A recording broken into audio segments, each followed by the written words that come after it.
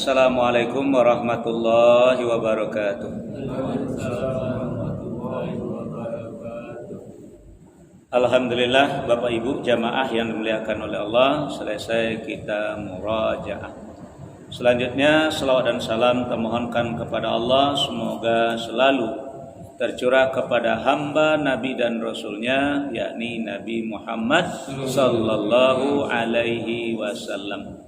Bapak Ibu jamaah yang dimuliakan oleh Allah, kajian awak malam kini masih membicarakan tentang Al-Quran sebagai hidayah. Maka masih banyak juga umat Islam walaupun rajin sholat, baik sholat wajib ditambah dengan sholat sunat, namun indah juga mendapat hidayah.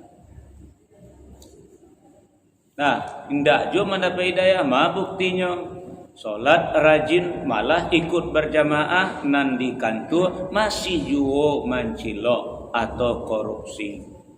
Solat rajin malah ikut berjamaah nan manggaleh di pasar masih mengicuh juga, badutu juga je pokok segala macam. Dan hidup di masyarakat lain rajin solat malah berjamaah, namun tetap juga adu juga nan basa lingkuh. Banyak yang rajin solat ikut berjamaah nan duduk di lapo masih adu juga nan bampuk. Banyak yang solat awak hidup di masyarakat bertetangga, beko duduk bertetangga beropok bersama-sama, namun masih ada juga yang membicarakan aib-aib orang lain yang disebut dengan ghibah atau gunjing. Padahal awak orang solat kadang-kadang, maaf bapak dan ibu, kok kadang-kadang ya di kampung memang terasona tuh. Awak orang yang rajin solat kok nak menjadi batu penarung orang lain untuk menjalankan agama.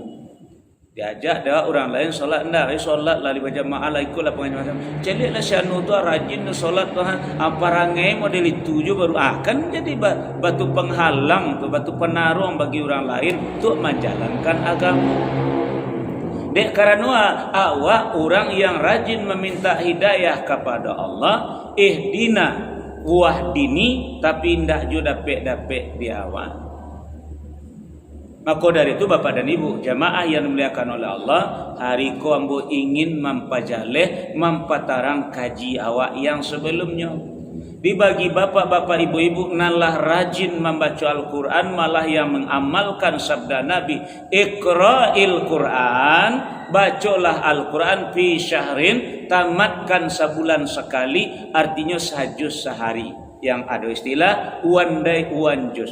Jadi kalau bapak ibu lah rajin membaca Al-Quran, belum mendapat hidayah.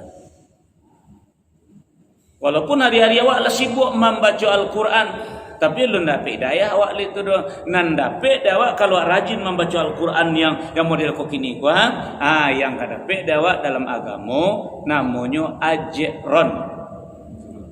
Bahasa awaknya pahala atau ganjaran.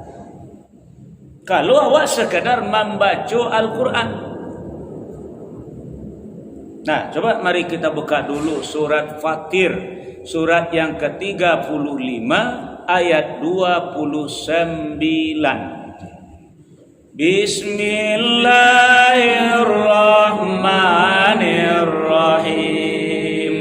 Innal ladzina yatluna kitaballahi wa aqamus sholata wa anfaqu mimma razaqnahum sirran wa alaniyatan yarjuna tijaratan lan tabur.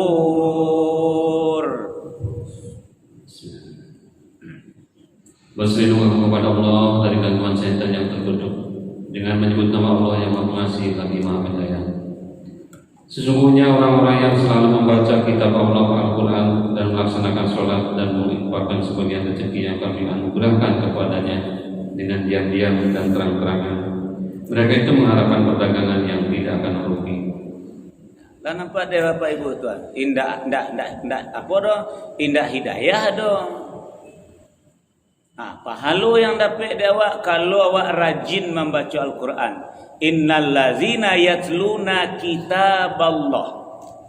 Sesungguhnya orang-orang yang selalu membaca kitab Allah yaitu Al-Quran. Mereka sebenarnya sedang berbisnis dengan Allah. Yarjuna tijaratan lan tabur. Bisnis yang tidak akan pernah merugi. Kenapa?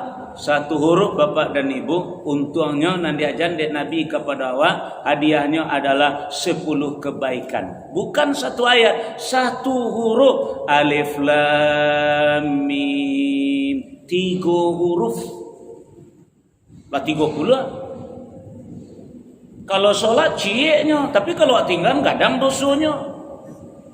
Kalau berjamaah awak 27, kalau berimpak awak sekali tanam tumbuh 7 tangkai, tangkai berbuah 100. Kalau baca Al-Quran sehalaman sajalah barau hurufnya tu. Jadi bila awak terima ajaran ni ko, bila awak terima pahala ko, nanti di padang mahsyar. Di bapak-bapak ibu-ibu yang rajin membaca Al-Quran, besok diserahkan kepada awak hadiah untuk membaca Al-Quran, pahala yang banyak besok di padang mahsyar. Tapi ingat bapak ibu ko, di samping Allah menyerahkan pahala membaca Al-Quran awak, beko diserahkan pula kepada awak catatan awak mempakecean orang. Lain angkok ndak kok? Catatan atu. Riba, gunjing. Ko yang makna yang dikatakan dalam ayat, "Fa may ya'mal misqala dzarratin khairan yara wa may ya'mal misqala dzarratin syarran yara." Jadi muncul awak nak membaca Al-Quran, aku pahalanya 1 huruf dihargai 10 kebajikan. Yang salah ndak berdosa dah, ndak ada lagi nilai dah. Yang batu dia lagi nilai 10 kebaikan 1 huruf. Tapi beku adalah catatan awak mempekecekkan orang atau menggibah tadi, amalan muncul awak juga. Kini sebelum nanti diserahkan catatannya keduanya kepada bapak dan ibu, cuba mulai-mulai menimbang-nimbang dari kini. Kalau mengaji membaca Al-Quran kira-kira barawa katu terpakai. Paling lama seperempat jam 5 balik minit dah tu matu lah bare. Itulah tekantuk lah lalu. Ya nak Pak Ibu? Ya. Kalau awak supaya duduk kasabalah ke berjauh tetangga, duduk bersama-sama nak mempakecen orang, kira-kira barawa katu kita pakai di sini tu. 2 jam.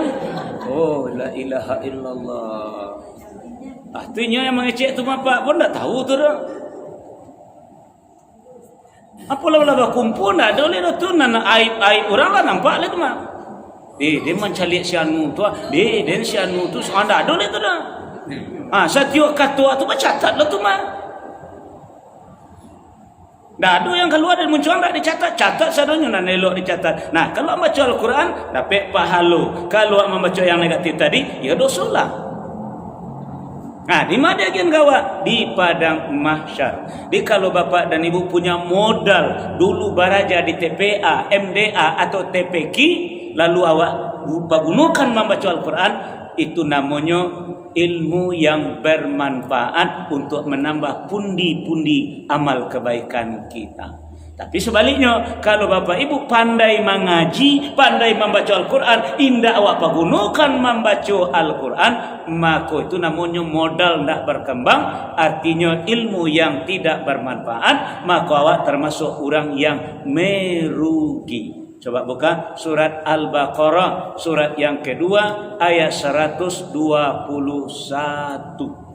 Bismillahirrahmanirrahim.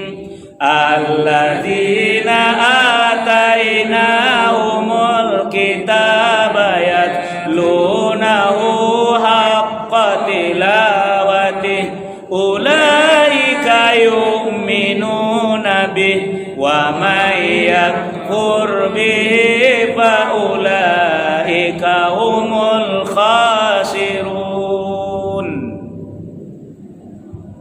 Orang-orang yang telah kami beri kitab, mereka membacanya sebagaimana mestinya. Mereka itulah yang beriman kepadanya. Dan barang siapa ingkar kepadanya, Mereka itulah orang-orang yang rugi.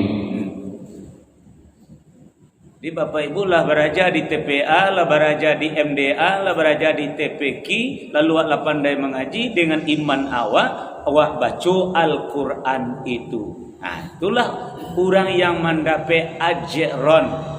Ndak hidayah ada yang salah lah beko pahalo, maka Nabi awak menyampaikan 1 huruf 10 kebajikan. Akhirnya pandai mengaji Al-Quran lah adu di tangan awak, tapi ndak adu membaca Al-Quran, maka itu namanya modal ndak berkembang, artinya ilmu yang tidak bermanfaat, maka termasuk orang-orang yang merugi. Ndak pandai mengaji dan ndak bau usaha beraja mengaji, baru dosa dinyo.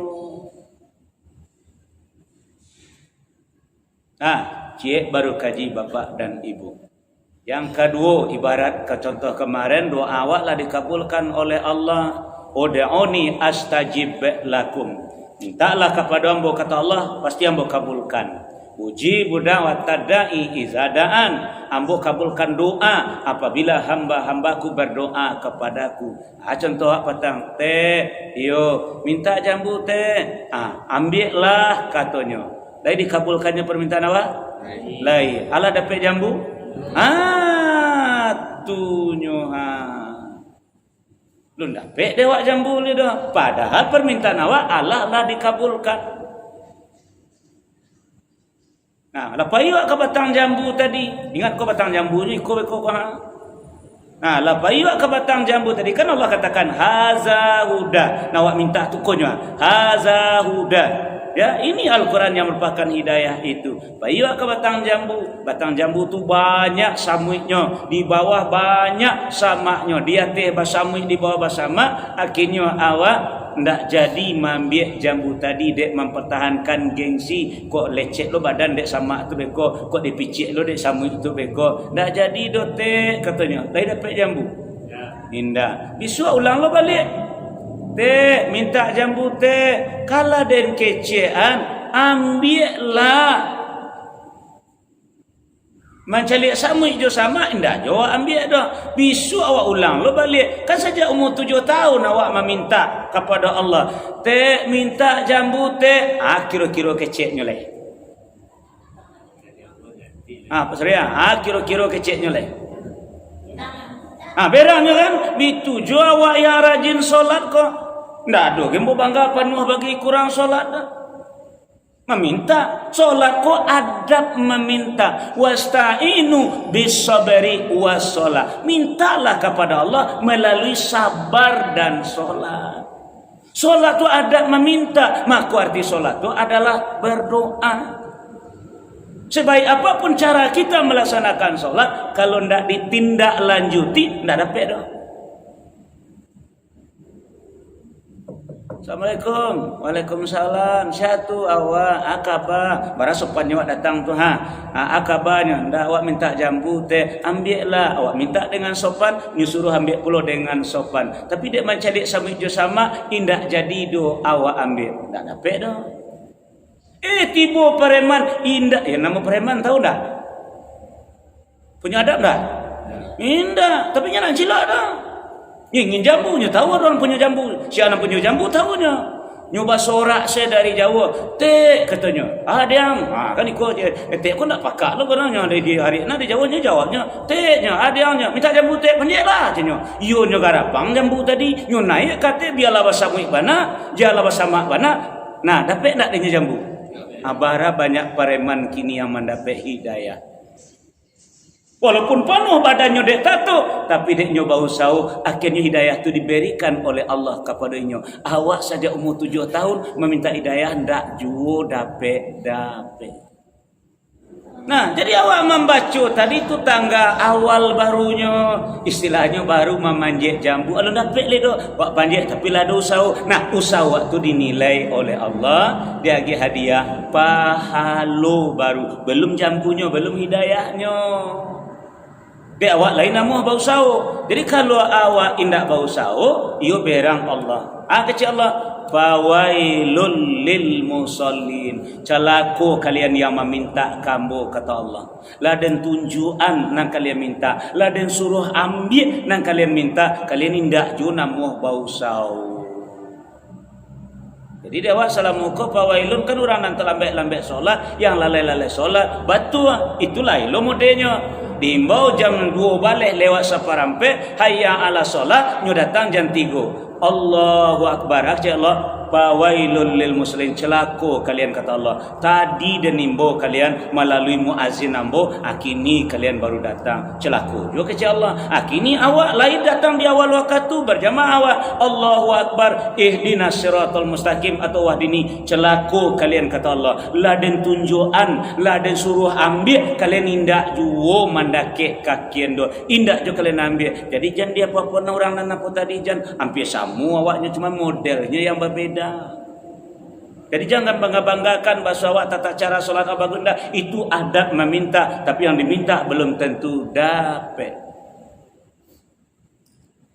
Tak ada yang perlu bangga-banggakan ibadah awak kepada Allah, tak ada. Walaupun berbeda agak balain orang. Cuba cari dia bapak, dia ibu di Makkah, jangan balik di Makkah, cuba cari. Tak ada nan sama. Tak ada orang mencikaroi bagi, tak ada bid'ah bagi orang tu. Itu baik ilmunya kurang belum kecil preman tadi itu. Orang lepas ketuk pintu elok-elok tak. Assalamualaikum, waalaikumsalam, apa khabar? Awak minta jambu teh. Apa sopan awak tu? Tapi dia mencari sama indah awak panjang dah. Tapi dah ada. Ai kurin dak ada ilmu dari jauhnya bersorak sajanya. Teh katanya. Yun. Ada yang katanya minta jambu teh panjanglah. Allah tu kan Maha Rahman, Maha Rahim. Panjanglah. Dia dapat dia.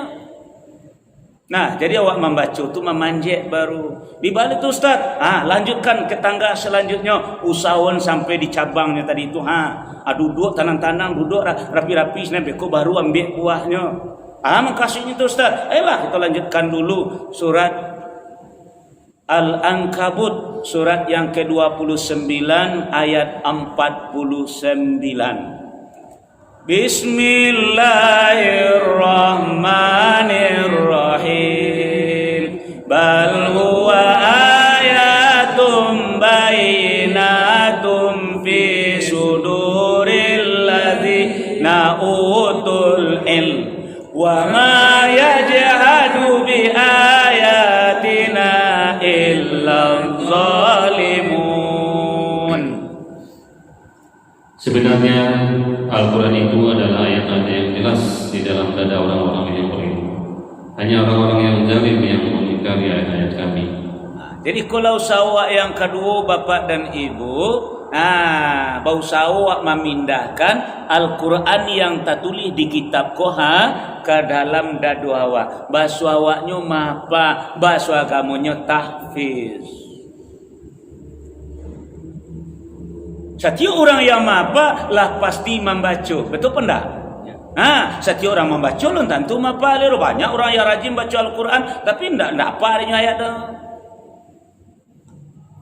Jadi kalau awaklah bausaha menjadi penghafal Al-Quran, maka upahnya dinaikkan, hadiahnya dinaikkan. Hadiahnya Ustaz, di samping awak membaca, kalau awak menjadi penghafal Al-Quran, hadiahnya bernama syafaat. Bukan hidayah, tapi syafaat. Arti syafaat, pertolongan. Al-Quran yang tersimpan di dalam dadu awak, ini akan memberikan pertolongan kepada awak. Kanya anak-anakmu bersurah menghafal Al-Quran sadonya. Kalau 30 juz sadonya bisa memberikan syafaat untuk orang tuanya.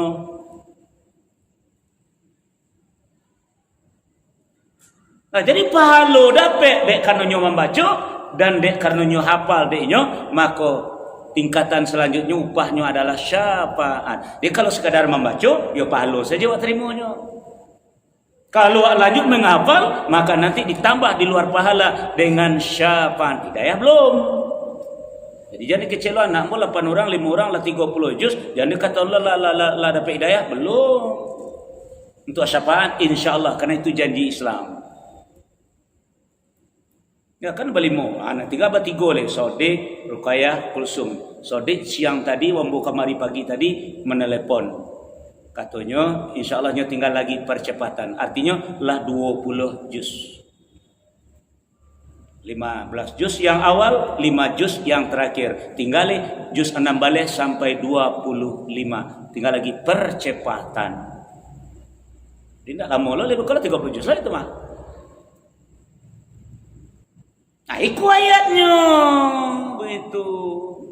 Nah, duduk awak koko, wah selamatkan dulu ayat kau dalam doa, nantinya akan memberikan pertolongan kepada awak. Nah, namun hidayah tunggu lupa ibu, alol dah. Dia kalau ingin dapat hidayah, apa caranya Ustaz? Lanjutkan.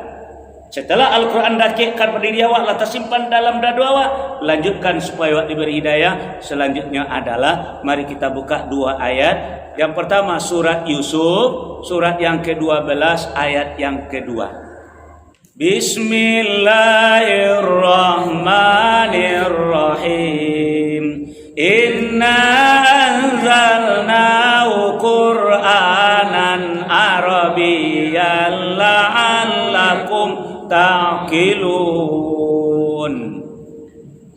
Sungguhnya kami menurunkannya berupa Al-Quran berbahasa Arab agar kamu mengerti. Tolong Bapak tandoi ko, ambil sebalah lain model ko cepat peciknya ya. Nah, yang kedua surat Az-Zukhruf surat 43 ayat yang ketiga. Bismillahirrahmanirrahim. Inna ja'alnahu Qur'anan Arabiyyan la'allakum ta'qilun. Kami menjadikan Al-Quran dalam bahasa Arab agar kamu mengerti. Coba Bapak Ibu lihat yang kedua, yang pertama tadi balik dan yang kedua kok. Kata-katanya model ini. Yang pertama inna anzalnahu Qur'anan Arabiyya. Iya betul. Iya. Yang kedua coba lihat. Inna ja'alnahu Qur'anan Arabiyya. Iya betul. Nah, pertama anzalna apa artinya? Turun. Kami turunkan. Yang kedua ja'alna apa artinya? Kami jadikan. Nah, sekarang Bo bertanya kepada Bapak Ibu, Al-Quran yang ada di kaki awak kini dan ada di muka awak kini itu turun apa jadi? Turun apa jadi? Jadi. Ketika Nabi Muhammad menerima dulu turun apa jadi? Turun. Makanya seketik turunnya. Dibawa oleh malaikat Jibril. Nah, nado dia awak kok jadi. Nah, awak kaji kini adalah ketika diturunkan kepada Nabi Muhammad lah jadi semacam itu kini Pak. Hanya satu bahasa yaitu bahasa Arab. Tujuannya adalah supaya awak memahami. Nah, kini awak indak mengerti jo bahasa agama awak, indak mengerti jo bahasa nabi awak. Apa caranya Allah magi awak hidayah. Macam pula. Cuma di sekolah saja dari TK diajarkan, diwajibkan malah bahasa Inggris. Tiba di perguruan tinggi malah ada jurusan bahasa Inggris. Kalau Allah mahir mengerti bahasa Inggris, bukan hidayah nang datang kepada awak, tapi turis.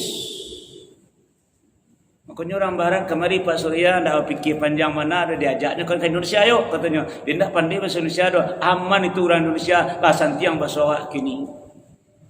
Ketipu sisi ko di kawan ni ada orang kadang singkara, di kawan ni ada orang awak kadang meninjau daki gunung bagai. Kenapa bisa bahasanya? Dinan lancar datang ke negara awak adalah turis. Hidayah nak mau datang walaupun 85% awak beragama Islam karena awak sendiri nak mengerti bahasa agama awak. Jadi Bapak Ibu 2 kali Kamis kita ndak mengaji, 2 kali malam Jumat awak ndak mengaji. Ambo dalam rangka mensyukuri nikmat yang Allah berikan lewat anak ambo yang pertama, Junan kedua, wisuda S1-nya jurusan bahasa Arab. Fatimah Zahara dengan Muhammad Qasim. Gunanya untuk mencari hidayah. Yang nomor 3 sudah berangkat lah sebulan lo berada di Banda Aceh, Lipia Banda Aceh, Muhammad Furqan juga belajar bahasa Arab, tujuannya mencari hidayah. Itu persoalannya. Orang ngerti juga soal kamu awak. Nah, orang dulu mah Bapak dan Ibu kurang dulu Pak sekolah formal indak tamat do SR. Indah ada lanjut pada jenjang pendidikan selanjutnya dah. Itulah zaman dahulu tu. Tapi alhamdulillah apalagi awak namanya Minangkabau sarangnya para ulama. Kenapa? Karena mereka didatangi oleh hidayah. Walaupun sekolah formal tidak sampai tinggi, tapi mereka didatangi oleh hidayah. Kenapa? Karena sudah sholat subuh, mereka tidak pulang dulu. Mereka duduk di masjid belajar makna Al-Quran. Kinilah banyak anak-anak awak belajar ke Timur Tengah santiang bahasa Arab, tapi masih belum mengajarkan awak bahasa Al-Quran. Tapi majak awak pai ke Makkah dengan trapelnya. Kenanya pegunungnya bahasa Arab mengecek jurang sinan, bukan majakan iko kawan. Jadi mohon maaf ambo bapak dan ibu, kita kekurangan masalah ini. Dia kalau tak dapat hidayah, tak dapat petunjuk awak, ya memang tak mengerti bahasa kamu awak. Nah, coba kita lanjutkan dengan surat Fussilat, surat 41 ayat 44. Bismillahirrahmanirrahim. Walau ja'alnahu Qur'anan a'jamiyan laqalu laula fussilat ayatun wa a'jamiyyun wa arabi qul huwa lilladzina amanu hudan wa shifaa walladzina la yu'minuna fi azanihim waqarun wa huwa alaihim ama ulaika yunadawna min makanin ba'id. Dan sekiranya Al-Quran kami jadikan sebagai bacaan dalam bahasa selain bahasa Arab, niscaya mereka mengatakan, mengapa tidak dijelaskan ayat-ayatnya? Apakah patut Al-Quran dalam bahasa selain bahasa Arab? Sedang Rasul orang Arab. Katakanlah, Al-Quran adalah petunjuk dan penyembuh bagi orang-orang yang beriman, dan orang-orang yang tidak beriman pada telinga mereka ada sumbatan, dan Al-Quran itu merupakan kegelapan bagi mereka. Mereka itu seperti orang-orang yang dipanggil dari tempat yang jauh. Lah nampak, maaf bapak ibu, lebih jaleh kan? Orang yang beriman dengan kitab kau, Al-Quran kau menjadi hidayah, menjadi petunjuk, menjadi syifa, ubat bagi mereka. Yang tidak beriman, di telingonya ada sumber, Al-Quran kau kegelapan bagi mereka. Contoh ya, azan bahasa Arab enggak? Bahasa awak bahasa Arab? Bahasa Arab. Lai tahu bapak ibu, bara banyak orang yang tinggal di badakian dengan masjid, bakecik ampiaman kowe, badaci lancian rumahnya di masjid atau sabalik dari masjid tu, dari menara masjid tadi tu. Kenapa mereka hendak bergaming, hendak terkutik? Hendak ngerti doh. Padahal bahasa hayya kemari, solat, ayo kita kumpul sama-sama. Nah, tapi hendak ada bahasa, ada bunyinya, hendak ada bahasa, ada bunyi. Lonceng bahasa apa bunyi? Bunyi. Tapi bama ko balarinya nya tinggal lontongnya nya tinggal sadonyo. Dek karena ditarangkan, dijalian dek guru. Kalau kalian sedang main babunyi lonceng, kalian tinggal apa kalian masuk ke dalam lokal. Sedang beraja aku bunyi lonceng, maka silakan kalian istirahat. Kini jale-jale bahasanya hayya ala sholat. Ini dah tahu dah. Seperti memanggilnya dari tempat yang jauh. Dek karena ndak mengerti. Jadi di Makkah tuh bapak dan ibu, walaupun nyo manggale, walaupun nyo laskar, walaupun nyo tukang dan segala macam bagai, kalaulah dipanggil dengan hayya sholat, mereka tinggalkan semuanya, mereka datangi panggilan tadi, dek nyo paham. Jadi kalau begitu Ustaz, kalau ada orang yang pandai berbahasa Arab, itu berarti dapat hidayah Ustaz, tunggu dulu. Terakhir ya, tunggu dulu. Yang beko murah-murah aja beko. Jadi bekonya setiap orang yang pandai bahasa Arab, kalau kecilnya dapat hidayah, sabar dulu. Jadi itu usaha mempermudah mendapatkan hidayah. Coba contoh terakhir ya, Bapak Ibu tanya Mbak Cie dulu. Kenal enggak dengan nama Abu Thalib? Kenal? 5. Ya 5 kenal dia. Ya lah lamo jawabannya. Dalam sejarah sudah. Uramanya Orang Arab. Bahasa Arabnya kira-kira terbata-bata atau pasih. Pasih lah orang Arab namanya. Umar bin Khattab kenal enggak? Kenal. Dalam sejarah. Orang Arab. Dari bapak dan ibu. Satu paman Nabi, seorang yang bernama Abu Thalib, yang satu Umar bin Khattab yang memusuhi Nabi. Lalu kenapa Al-Quran yang bahasa Arab yang merupakan hidayah, Abu Thalib kok tidak dapat hidayah, kok Umar bin Khattab yang memusuhi Nabi kok dapat hidayah? Di mana rahasianya? Nah, coba buka dulu surat Al-Qasas surat 28 ayat 56. Bismillahirrahmanirrahim. Innaka la tahdi man ahbabta walakinna Allah yahdi man yasha wa huwa a'lamu bil muhtadin.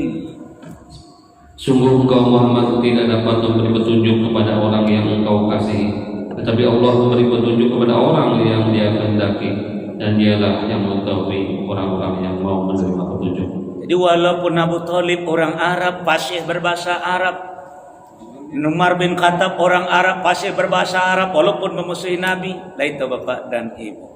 Kunci rahasianya adalah kenapa Umar bin Khattab yang diberi hidayah oleh Allah. Abu Thalib walaupun orang dekat dengan Nabi, kama Nabi pai selalu mengikuti, dia tidak peduli dengan wahyu yang Nabi terima.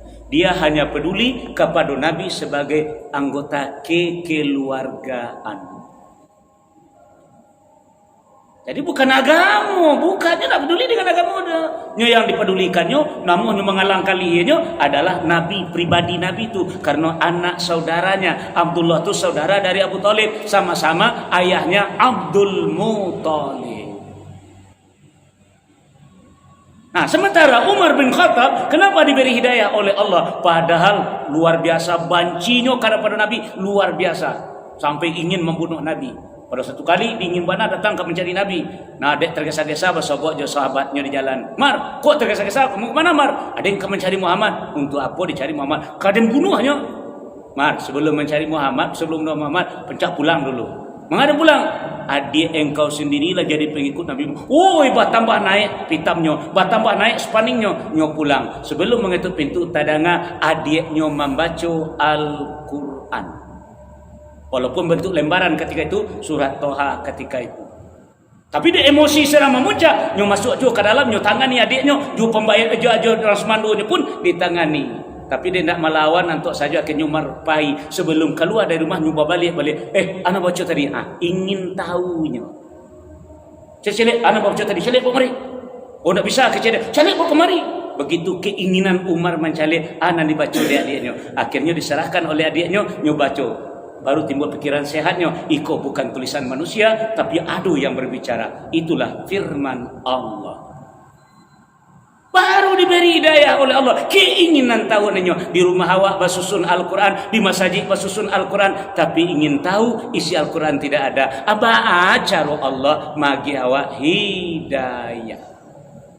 Silakan renungkan setiap awak. Makanya Allah katakan terakhir, innallaha la yughairu ma biqaumin hatta yughairu ma bi anfusihim. Sehingga Allah tidak akan merubah keadaan awak kalau tidak awak sendiri nan bahu sao untuk merubahnya. Makanya Allah sudah persilahkan tadi, panjeklah teh minta jambu teh, ambillah.